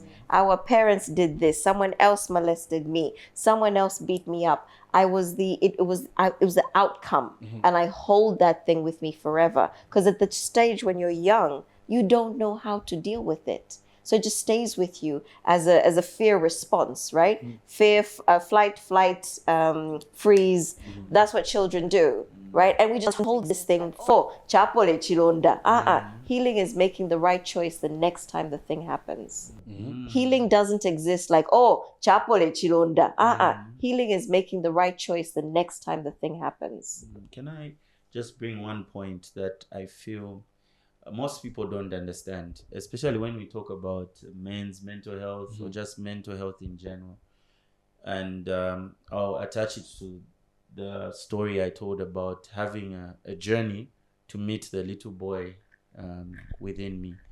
Most of us feel like the people who have issues or people who need to take that journey are people who were molested or people who had so many big things happen to.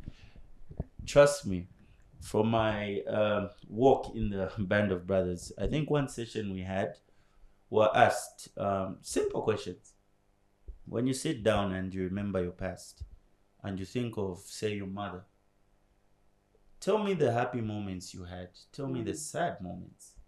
Did you ever feel like your presence in that home was appreciated or acknowledged? You may be 4 kids, but do you think you really felt like you were valued? Because there are some who are, oh, this one, he's the smart one. This one is the what? This one is the favorite. Or even blatantly, ichichiko, which one? Chikopo, or this one. Or it may not be that clear. It may be just something like every time they want to have someone do something of meaning or that has meaning, they always pick on the other someone person. else. And that you as a child, remember as a child, you are consuming and that is building you. Yeah. So maybe just that part for you has now grown you into a person that always wants to fight for that. There's a friend of mine in our group who said, and it's funny. So some of the things we come with are also positive. So he said, no, because when I grew up, my parents never had any expectation of me. So when they had no expectation of me, I grew into a person who is always thinking ahead. So I'm always trying to, do what they would want me to do. So mom and dad probably think I should be clean. Okay, let me be clean. Or I should. So that built him into a person that's always like 2 steps ahead. You may say, oh, that's perfect, because now he's proactive. But in other situations, put this guy, for instance, maybe in a relationship. He's assuming, and every time his mind is wired to assume for the next person. And assumption is the least part of knowledge. You working off assumption is the least knowledgeable position you are working, because it's in your head. How much energy does he take to try and know what this person will think, the other person will feel? It's so much that he may crash. But those are things that we feel, it's normal, it's okay. And I really don't like people who say, this is who I am, this is how I am. Especially in relationships. Though me, I just love gifts, that's all, this is who I am. Then if I say, okay, well, the way I am is, when you speak that way, I'm going to turn you blue black. Are you going to accept that? You say, no, that's not something that you should accept. So I have a question for you guys. Yeah. In the pursuit of getting to a level where we understand each other as men, all right, also in relation to our mental well-being, I don't know if you've scouted around and seen whether there is enough counseling centers where men can drop in and speak to relevant personnel that side, other than this unique clique called the Band of Brothers, because it's probably growing. All right, but you need to keep it manageable. Yeah, true. You see what I mean? So do you think from that perspective, we have enough counseling centers to drop in? I know DEC is trying to build one huge one, and that's now related to other vices, drugs, personal violations and whatnot. I can go? I don't think there's enough, because like we said, it's one thing to say we have a hospital. If you're sick, come. And then the other thing you say, okay, we've got a hospital specialized in this area.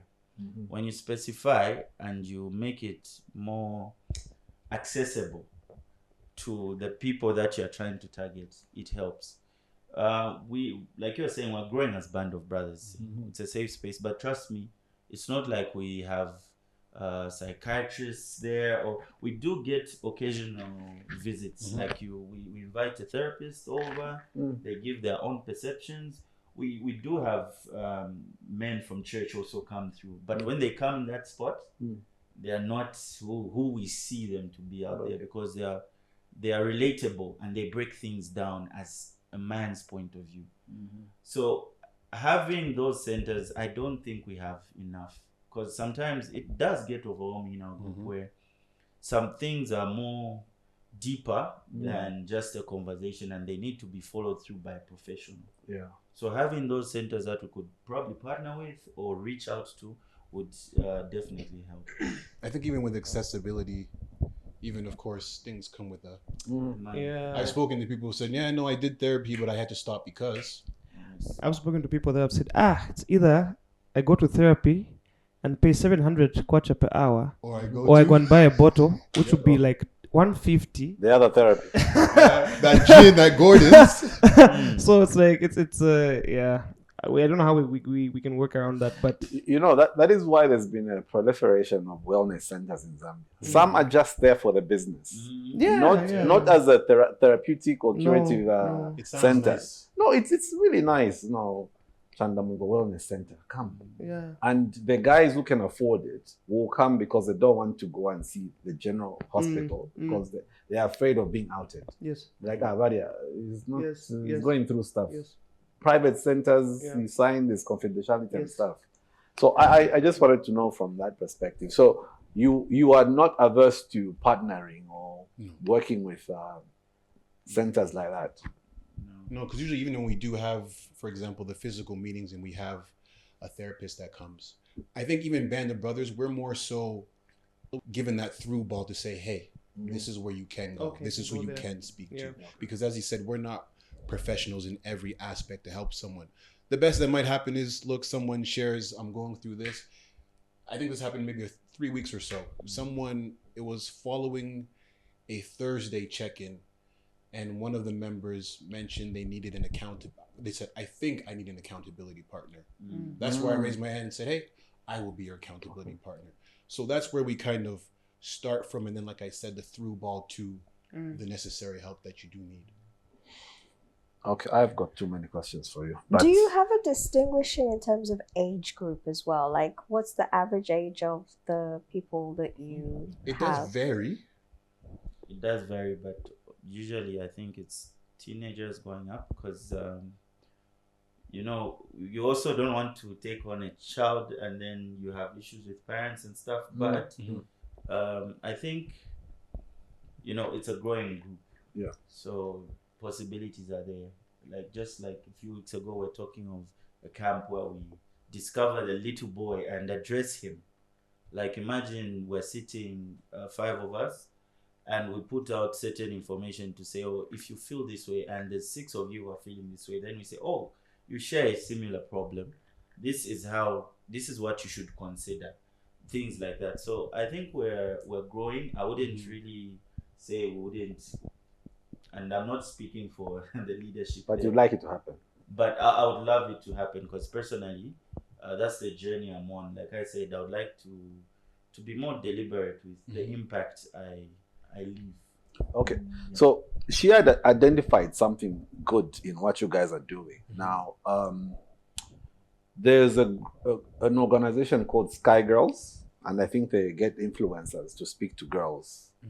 All right, if you're a good influencer or a person of influence, Mwaka used to teach there or conduct courses or lessons there. Do you guys see yourselves going to public spaces to like engage the youngsters? Because remember, it's the boy child who grows into a man child. Right? And as long as he doesn't drop the boy in him, the trauma carries on. So do you guys consider possibilities of going to visit a school and saying, on this day, we want to come and talk to the boys? That is something I believe will happen, because currently at the moment, remember, there is Sanity House. There is an organization currently that we do partner with, and when we do have the physical meetings, those gentlemen there that are there for rehab are welcome to come and sit with the Band of Brothers. Okay, before we wrap up, we're going to give you each, to give closing remarks. What is your vetting process? The vetting process. Must have lots of trauma. Money. No, and please, disclaimer. Share your darkest story. We're not a bunch I'm of joking, broken but- men. No. No. The vetting but- process is very simple. So Because there are guys who've come to you and you've refused to let them in. Or okay, let me revise that. Let me be polite. They have has not there met been? They have not met the they criteria. have not met the criteria to be allowed to join the Band of Brothers. I don't think that has even happened. So? That has not happened. So you do a vetting. Yeah, so this is actually what we ask. If you're going to join the group, you also need to participate. We can't just have you in the group, because also It's not all take. Yes, so it's also, give as well. Also, let me just quickly break down the group. Thursday, there's a weekly check-in from 20 hours to 20:45 on Google. Every second Sunday of the month, we meet physically. Where do you get the link from? It's by the person running the group. It is Okay. shared the day of. Okay. So that's Thursday. Every second Sunday of a month, we do the physical meeting at 14 hours. It goes for however long it goes. Also, we do what's called the Friday market, which we give the brothers a chance to advertise any product or service that you are putting out there. So to be in the group, you can't just be reaping the benefits, but you're not there participating in anything. Mm-hmm. So I think that's actually one of the main criteria is participation. Mm-hmm. To get in the group is very simple. You reach out to me. I give you the introduction of what Band of Brothers is. It is a safe space. From there, I'm going to ask you a few things about yourself: your name, age, occupation, hobbies. Bank balance. Reason being is also to help men network. Past record. If there's any job connections we can make. Fingerprints, criminal record. So even Go to that place. Good luck. So even asking about birthdays, that's also just because in the group, when it's your birthday, there's going to be a call out to say happy Sure. birthday, and you're going to have a bunch of men fluttering in happy birthday, enjoy your day. That's as simple as the vetting process is. Ziki, is there a basic WhatsApp group that people can join? There's Like, a can we WhatsApp share group. the link? Yeah, so I will share with you. There's Okay. a WhatsApp group. As I said, they'll come speak to me. I get them in the group. It Yeah. takes a matter of 2 minutes. You're going to tell me your name, occupation, what you're into. Here's the link. Welcome to the band. Everyone says welcome, welcome, welcome. Yeah. And we kick it off. And I think one of the most important conversations we have is it's a safe space. So meaning, as you are coming, you have to provide that to the next person. We don't want, that's why we just don't get numbers and you join. We have that conversation because others are going through, you don't know who's there. You might meet them in there and you're like, wait a minute, it's that guy. And then you hear his story and you want to now, did you know? Zeki, Let me go and tell the Zeki other. was dumped 5 times and it feels like 6. you see what I mean? So that's why we don't just open it up. We want to have that conversation. And like he said, Alfred always says, you also need to want the help. Once we've gotten people who have joined the group, they're there, but they don't show up, they don't contribute. No one is going to come to save you and say, oh, please, please, please. We're going to share with you. We're going to give you that space. We're even going to give you that help. But you have to realize that help, you have to reach back out. Show up. Show up. That's one of the things that, this group is, for me, it's so special because it begins with these small things that we teach. Every Thursday, you have to allocate 45 minutes. Just that in itself breeds consistency. Every Thursday, no matter where you are, I've got to do that. And from there, you start building other things that you'll be consistent in. So just from those small things, that's birthdays, like he mentioned. How many brothers out there have never heard anyone say happy birthday? We make a big deal out of it there. Big deal. This one posts, this one posts, this one posts. Friday market. In my own little space, there are things I post there as well. My business, I post stuff there. And I've gotten clients from there. I've also partnered with people, you see. So we also afford ourselves that connection. Okay. But for you to get in there, you have to know you're providing a safe space as well. You are trying to readmit, or is he trying to come back on his own? My last question now is, have you had instances where you had to let go of some members?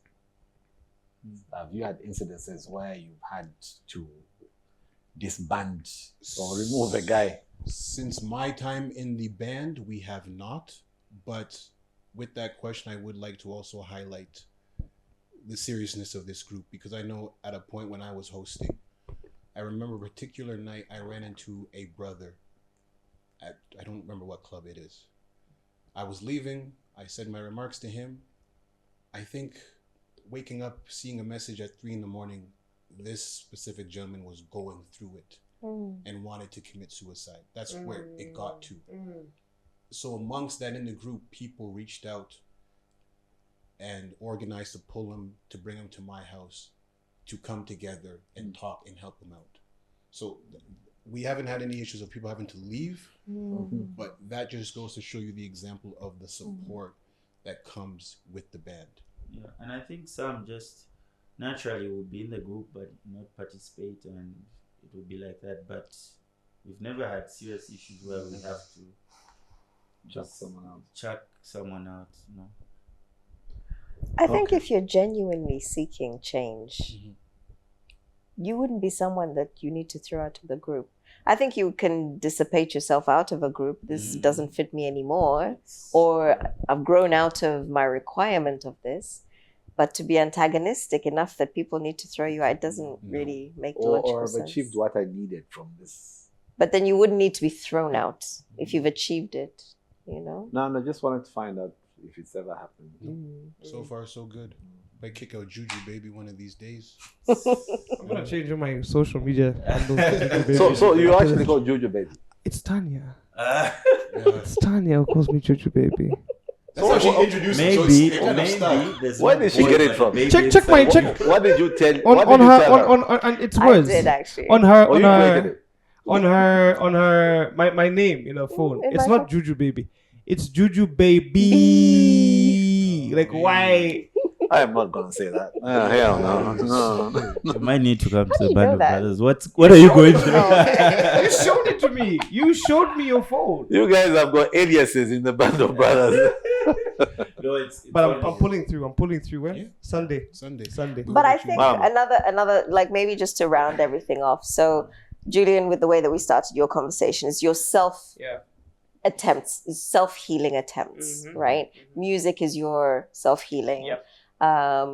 And I think, not to put you on blast, but I think that there are a lot of things that you do that you're still learning and trialing and erroring, right? But where something like the Band of Brothers could give you a little bit more of a structured direction, Yes. right? And I think maybe, I don't want to speak out of turn, that could be something that would be valuable to you, right? You are an extremely ambitious young man, right? You know you want to be somewhere, but the path from here to there, I think, is what is the problem for you. But I think it's a general, every man around your age, you know, mentally, I can be on Mars in a second, but it would not take me a second to physically get to Mars. And a lot of young men, now just focusing on men, they know what they want, but the process of getting to that thing physically is what the problem is. And so the Band of Brothers, whether like it's solving a problem I previously had or helping me to get somewhere I want to go, that's the structure. Those are the guardrails, as they say, that will help you if you want to get somewhere. So I like what you've been doing in terms of self-soothing. I say that in the nicest way because I'm patronizing. I'm not trying to patronize. But what do you think you need to do, or what would you like to be looking at over the next sort of 3 to 5 years in terms of your personal growth and dealing with traumas? Because I think the problem is everyone has traumas. Let's not even deny it. Everyone has traumas. We just hide them. But if you acknowledge your trauma and try and solve it, where would you like to be as a result of solving a trauma? Or Just before I answers, also, has the song helped? Well, like myself, it has. Can I combine the three questions? So the closing remarks plus the that bit there. Where you want to go to, where you want to be. No, my rights here. But He clearly rubbing off. so I'll start with myself, right? With myself, yes, obviously traumas are there, right? But I made a post 2 days ago, and something that really saved me last year, to be specific, was journaling. And it's weird, especially for men. It's a weird concept. So many people have asked me, how do you do it? What's like? So you write Dear Diary? That's weird. Yeah, Just write. I've had those questions come at me. So what I do is very simple. This was last year when the depression was at its peak, and I just didn't know what to do. I went to ChatGPT. Literally. Sometimes that could be your It's greatest so- friend. it's so Lord, good. hey, I even talk so respectfully very to them. Hey, good. Chat, Let me- how are you? No. You actually. Can you please? Yes, please. No, brother. Go ahead. Brother. You really have to like say hi and be polite, because when they take over, at least I'll be like, "Chai, you remember me though?" I was like, "Good, yo, I remember me though." I was like, "Good." No, but last year, guys, this was really big for me. When the depression and anxiety was at its peak, I found myself, having some friends say, pray about it. And I do encourage prayer. Go pray about it. Have people to pray for you. However, there are times when you need that plus something else. You need community. That's action. Yeah, the action. I felt, and I'm gonna sound spiritual, I felt led to be like, you know what, I need to journal more. But not in the way that I was used to. What I ended up doing is I went on ChatGPT and said, I think I've lost sight of what really matters. I'm all over the place right now. Could you give me 10 questions to help me get to know myself? And 10 questions came. Hello, Julian. 10. The first one I remember was, what do you like and what do you dislike? Second one was, what are your values? And then, again, I felt God pretty much tell me like, okay, you're going to go one every day. Every day. You're not going to answer this. I just want to get through it quick. What do I like? Done, correct. But then it went a step further. I was just following all the small little promptings I had. And what I did is when I was in that crappy space, I felt challenged to take myself to 10 out of the world expensive places that I don't usually go to. Places that made me feel nice, made me feel good. So I took myself to Sarova and I've never been there. But get this, I was only buying Coca-Cola every place I went to. And I started writing the first question, what do I like? That was a 2-page answer. Because I started writing and the answer wasn't, I thought the answer would be like, not what I like. Yeah, like this. It was, I like this because this. And the stuff I ended up writing shocked me. It shocked me. And I spent 2 hours there with my Coca-Cola. And guys, again, not to sound spiritual, but I really believe it was. At the end of it, I felt God tell me like, yo, this wasn't, you didn't come here and you didn't just come here and buy Coca-Cola. You've spent a therapy session with me and yourself. It cost you 30 kwacha and it came with a free Coca-Cola. Wow. Perspective. You've just paid 30 kwacha for a therapy session with yourself. And it came with a free Coca-Cola at this beautiful place. The next appointment is at Radisson next week. It's only going to cost you 30 kwacha. 50 kwacha for a Coca-Cola. 50 kwacha to be in a nice place. A place where no one knows me. Because I can go there every day. You know, but it's like, no one knows me and I'm at the poolside. And the environment is working on my mind. 100%. The environment is working on my mind. Environment is key. I'm writing these things. I'm seeing some other lady in the corner there, just doing what Inspiring she's you. doing. She's inspiring me because she's like ordering the buffet and stuff. And I'm just like, I'm also here. But it was that really helped me. So to tie this in with the closing remarks for myself is, guys watching this, gents, don't wait for the Middle camera. mid one. This one, that one. Oh, that one. Guys watching this, don't wait for the last chop of the tree for it to fall down, for you to get help. Pour the water on the tree, water the plants while you still have the chance. Like before things get down there. It'll cost you more 50 kwacha Coca-Colas than it will. Jamesons. Whichever it will be. It's the Jamesons that are the problem. The Coca-Cola is okay. Yeah, but honestly, it shouldn't be alcohol. Like just get something, a tea, whatever it is, but something that makes you feel like the little boy. It can be a milkshake,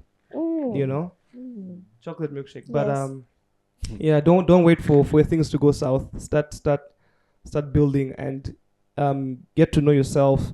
Journal about yourself. If you don't have a journal, go to Homie Sanchez, whatever. Buy yourself a journal. It's 25 kwacha. All these small little things are investments for like future. Or versions just of yourself. contact us if you want a journal. I'll get you a journal. You give me a journal? No, I'll get them a I journal. want a journal. I'll get you a We journal. thought you had one. Got one It's from all the Chinese full. shop. No, she's offering like a. Julian Bougie. is done. No. So, and then in 5 years, what do you want? Where is your okay. perception now? Where you want to be in 5 years? With the things that you're going through, with how you're changing, what's your future outlook? My biggest, what comes to my mind, is the whole aspect of legacy, right? I do believe that we are leaders. Everyone is a leader, and everyone has. Can be. Yeah. No. By everyone is a leader, meaning that there's always someone looking up to you and learning from you. Okay. So you are leading someone. You are leading your siblings. You are leading your neighbor. Everyone is a leader. Whether you're a good or bad leader is another story. But everyone is a leader. So I do see myself with my sphere of leadership and the people, family and whatnot. I see myself in a more put together space, mentally, financially, in a space whereby I'll be a blessing to them. More self-aware, like you said, it's a constant journey. But I also see myself, money, Benz, UK. No, this is silly Julian now. I know that. Julian is done. Band of Brothers, For real. 5 years. Where do you guys see TK. Band of Brothers in 5 years? Wow. I'll speak for myself because, like I said, even as we were speaking, most of the things were not really speaking for our leadership. Yeah. But I think the way it's impacted me and personally how I would like to see it grow, I think I would love Band of Brothers to become more of a space where we can mentor young men or young boys into becoming good men. Responsible men. My self-awareness is key. I'd love to see young boys become self-aware men. I'd love to see young boys live an impactful and purposeful life. There's not many mentors around. So I'd love that space to become, an avenue to mentor young men. I'll just say, me not having a mentor, it wasn't like no one was there or life. A lot of things in life happen. Yeah. But it doesn't mean it was ill-intended or my people failed me. But I think if there's an opportunity to learn from someone else or other people who have been through certain things, I would love that to be Band of Brothers. Great. Band of Brothers? Yeah, you're closing. Yeah, or yourself. Band of Brothers, to add on to what you shared, I think having more of those partnerships with either young boys, even again to cater to all men, even men who maybe have just gone through a bad divorce. So more of those kind of partnerships, more even just amongst the group, more maybe workshops on your skills or what your side hustle might be. More men's conferences yearly, of course. We did have a successful one in March. So looking forward to what is to come next year. And then just having the group grow and having those great testimonials and those stories. And just building those connections. Because me, I have maybe 10 new contacts in my phone. And I make sure I add B.O.B. to the end because I want to know this is my group here. So having more of those purposeful, meaningful connections. That's what I would like to see with myself involved in Band of Brothers. Great.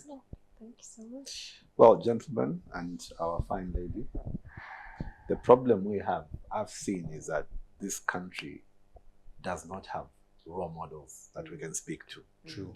And that affects the lady folk as well. True. We idolize the wrong people based on popularity. Too much. But as a country, we don't have role models we can speak to. That is why even when forging ahead, we have the wrong figures leading. And the leadership is skewed, it's wrong. We end up having boys and men in crisis because there's no one to look up to. You can talk about from political perspectives and whatnot. It's the same thing. So what you're doing, I think, is commendable. Yeah, thank you. And you should push ahead to make it bigger, much more robust, and also just make sure that, look, there's a brother for you out there. Yeah. Madam, I don't have anything else to add. No, I just wanted to say thank you all for sharing your stories. Thank you all for the level of vulnerability that we got to. No tears this time. No tears. Well, we can start though. Hey. We'll do that on the part 2. Part two. That'll be the paid version. Hey. I like that. It sounds good. No, but I really appreciate you guys sharing the stories that you have, and exactly to the point. It's we want it to be relatable. You know, if you're watching and you can relate, and you would like to participate, we're gonna have the links in the description. Yep. So absolutely get in touch with these guys. They're doing wonderful things. Get in touch to for support or to be a support. And you guys are doing amazing things. Thank you so much. Also want to thank you guys for the platform and the Yeah. amazing job you guys are doing, because as you mentioned, role models, we need to have other outlets to look at for inspiration, motivation, and obviously what you guys are doing and bringing us abroad are on board is having those conversations that need to happen. So also for you guys, continue. Thank you. We look forward. I look forward to being back again behind the scenes everywhere. I'm here now. I feel comfortable. It's your home. Oh, don't say it. Hey, it's my home. I'm moving it. Hey. He was like, I'm so shy. I'm so You shy. know- I can oh, I can be on a no. podcast. I can't do this. No. I really And now he's can't. closing. You're the gonna call. show. I mean, I'm going to I- be here One next closing, week. yeah. I thought it was a safe space, and now you're airing me out. I will cry. Muma, we're done, Muma. Say peace. Thank you, Muma. Everybody Thank say you, peace. gentlemen. Thank you, Zedo. Out. All right.